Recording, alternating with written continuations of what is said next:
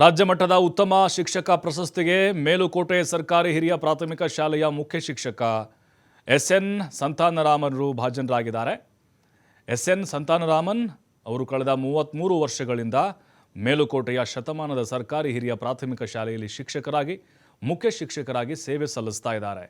ನಾಡಿನ ಖ್ಯಾತ ಕವಿ ಪೂತಿನ ಅವರು ವ್ಯಾಸಂಗ ಮಾಡಿದಂಥ ಮೇಲುಕೋಟೆಯ ಶತಮಾನದ ಸರ್ಕಾರಿ ಹಿರಿಯ ಪ್ರಾಥಮಿಕ ಶಾಲೆ ಅಳಿವಿನಂಚಿನಲ್ಲಿತ್ತು.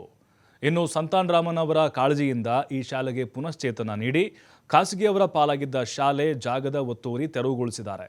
ಅಲ್ಲದೆ ಖಾಸಗಿ ಶಾಲೆಗಳಿಗೆ ಸಡ್ಡು ಹೊಡೆಯುವಂತೆ ಮಾಡಿದ ಕೀರ್ತಿ ಸಂತಾನರಾಮನ್ ಅವರಿಗೆ ಸಲ್ಲುತ್ತೆ.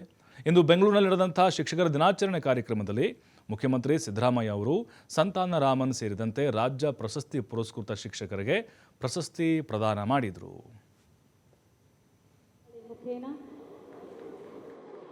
ಉತ್ತಮ ಶಿಕ್ಷಕರನ್ನು ನಾವೆಲ್ಲರೂ ಕೂಡ ಅಭಿನಂದಿಸೋಣ. ಎಲ್ಲ ಪ್ರಶಸ್ತಿ ಪುರಸ್ಕೃತ ಶಿಕ್ಷಕರಿಗೆ ಅಭಿನಂದನೆಗಳು ಹಾಗೂ ಎಲ್ಲ ವೇದಿಕೆಯ ಮೇಲಿರತಕ್ಕಂಥ ಸಮಾರೋಪ ವಂದನೆಗಳು. ಧನ್ಯವಾದಗಳು. ಅವರ ದಿನಾಚರಣೆಯನ್ನು ಪ್ರತಿ ವರ್ಷ ಸೆಪ್ಟೆಂಬರ್ 5ನೇ ತಾರೀಕು ಆಚರಣೆ ಮಾಡ್ತಾ ಇದ್ದೀವಿ.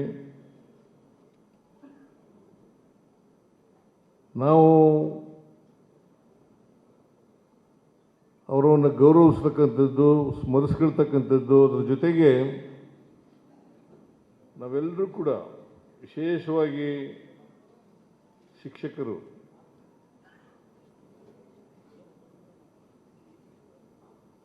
ಅವರ ಆದರ್ಶ ಜೀವನವನ್ನು ಅಳವಡಿಸ್ಕೊಳ್ತಕ್ಕಂಥದ್ದು,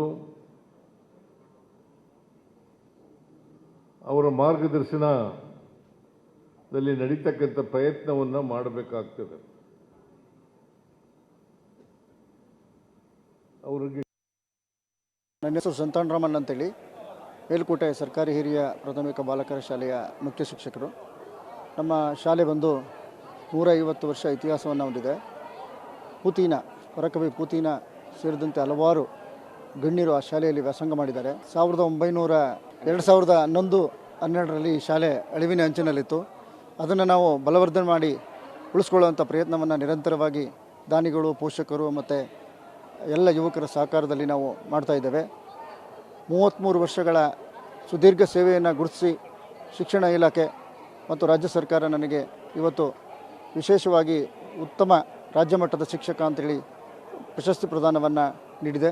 ನನಗೆ ಇದು ಅತ್ಯಂತ ಸಂತೋಷದ ಸಂಗತಿಯಾಗಿದೆ. ಯಾಕೆಂತಂದರೆ ಈ ಶಾಲೆ 150 ವರ್ಷಕ್ಕೆ ಈ ವರ್ಷ ಪದಾರ್ಪಣೆ ಮಾಡ್ತದೆ. ಇಂತಹ ಸುಸಂದರ್ಭದಲ್ಲಿ ನನಗೆ ಈ ಗೌರವಿಸಿ ನಮ್ಮ ಶಿಕ್ಷಣ ಇಲಾಖೆ ಒಂದು ಪ್ರಶಸ್ತಿಯನ್ನು ಕೊಟ್ಟಿರ್ತಕ್ಕಂಥದ್ದು ಅವಿಸ್ಮರಣೀಯವಾದಂತಹ ಸಂಗತಿ ಅಂತಲೇ ಹೇಳ್ಬೋದು.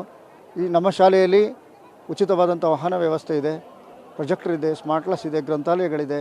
ಎಲ್ಲದಕ್ಕೂ ಮಾದರಿಯಾಗಿ ನಾವು ರೂಪಿಸ್ತಾ ಬಂದಿದ್ದೇವೆ.